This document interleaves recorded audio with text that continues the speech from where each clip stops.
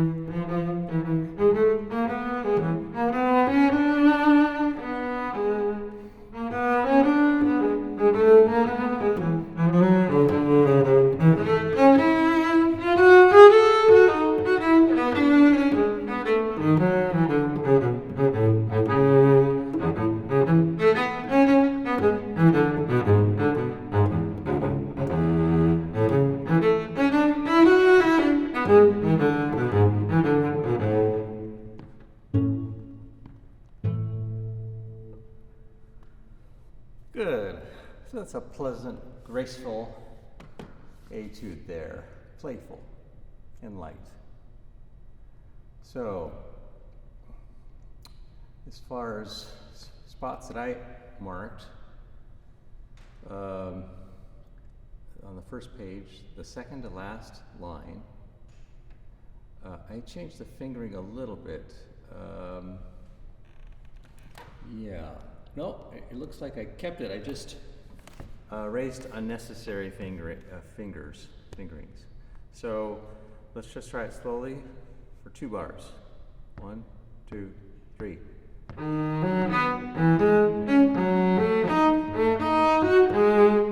That's it. Yeah. So I usually only mark where I shift, so that 3 just messed me up. So you could erase that. As far as this page, the last line starting the pickup into the 4th bar, that's the other spot I marked, partially because of the page turn. I have to coordinate page turn with my foot, but this is the first time it is forte. So we have to maintain the tempo and control even though it's now much louder. So let's try that slowly. 1, 2, 3.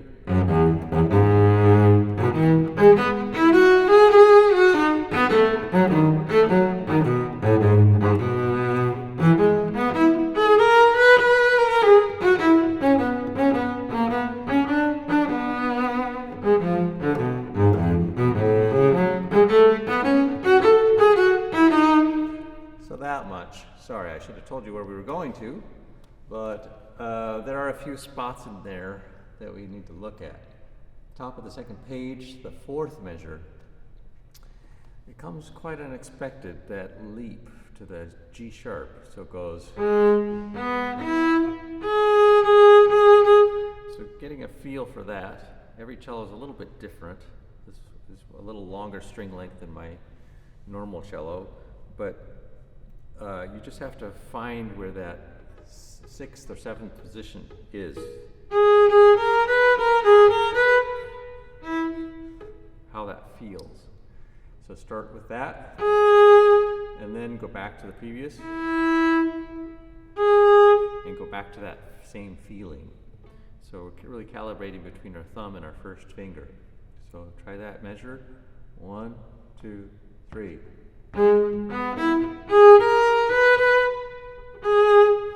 Yes.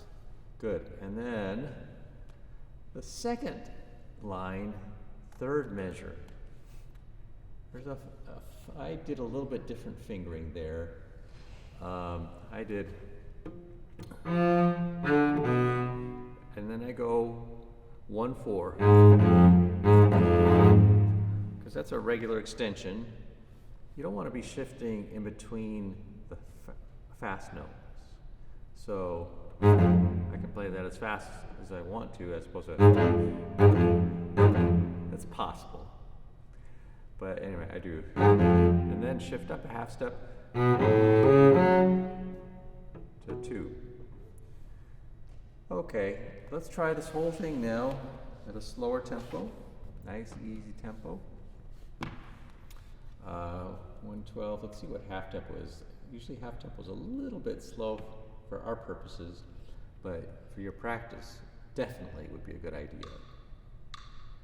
So that's it's a little slow. So let's go about 60% or 65%. So I'll count 2. 1, 2.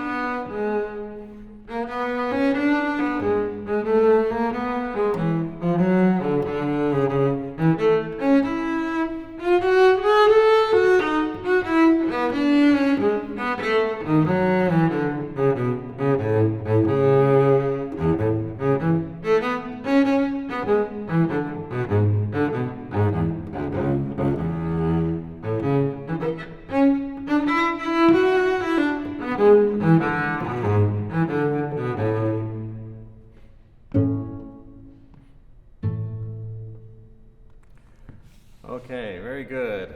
I was thinking at the end about the fact that I did forget to mention that the Bowings, he mixes it up quite a bit. So I think you should really try to do the Bowings that are written there.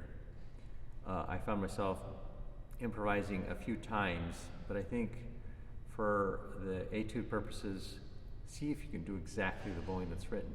So that meant I actually had to mark some bowings in to remind myself. So whenever there's an up bow on the downbeat, that's very unusual. So sometimes I mark that. So on the second page, the first measure, second page, the third measure, and then also the second line, second measure, I marked up bow just to remind myself that that's an unusual thing. And I actually recommend you put as many bowings as you need to be sure to do the exact bowing. And then later on you can erase them as you become confident and comfortable with the bowing. Because the shoe shine, right? The beat is on the up bow. So obviously the reason why it's called a shoe shine is it's this motion. When you shine your shoes, you buff the shoes, you sort of have like a check mark motion. It's a sort of twitch. And we do the same thing here. So let's try it. Let's try that a few times.